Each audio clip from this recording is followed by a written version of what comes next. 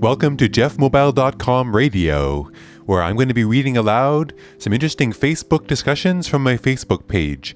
All of this content is coming from my friends on Facebook who are very diverse and interesting people, so I'm sure the discussions will be illuminating to some of you.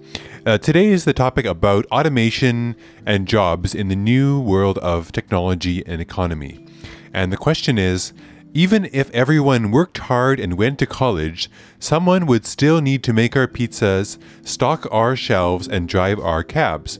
Quit looking down on them and assuming they deserve to live in poverty. That is a quote from facebook.com/ourtimeorg, and the annotation was exactly, and it had 8 likes. So the following is a reaction from some of my Facebook friends, and thank you very much to everyone who contributed to the discussion. My friend AC said, "Imagine how boring the world would be if everyone became doctors, lawyers, engineers, architects, software developers, etc. Then how do we get to work without bus drivers? What if you want to buy something and no one's opening any stores?" Alejandro said, simply, robots. Dan replied, "That is precisely what I was going to say. Blue-collar jobs increasingly get taken over by automation once it becomes affordable. Hell, there is even talk of hand bombers at my work being replaced by hand bombing and picking robots." Must be a warehouse? I'm not sure. That has 1 like. And Martin replied, "Glad someone else mentioned automation. There are already self-driven cars, robotic chefs, and more. I think it quickly becomes a question of ethics rather than financial viability. What happens to all those taxi drivers who get replaced?" I replied myself and I said, "I like the idea of a guaranteed minimum income for workers displaced by robots. We should redefine what work means." Chris replied, "Geoff is right, everyone gets replaced. I guarantee that there is nothing that cannot eventually be done by robots, including designing and building new robots.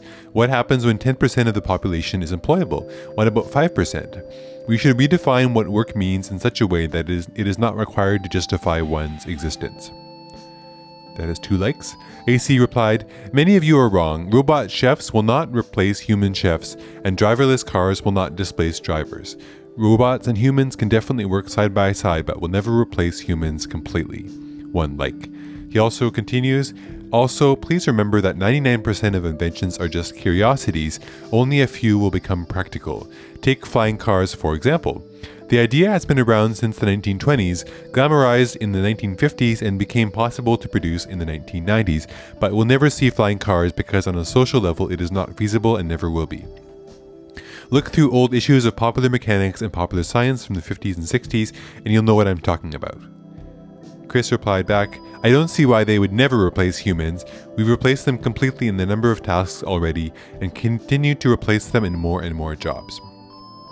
So that has 2 likes, and that is the end of my Facebook discussion. I thought it's a very interesting topic about the quote, which I'll read again, "Even if everyone worked hard and went to college, someone would still need to make our pizzas, stock our shelves, drive our cabs.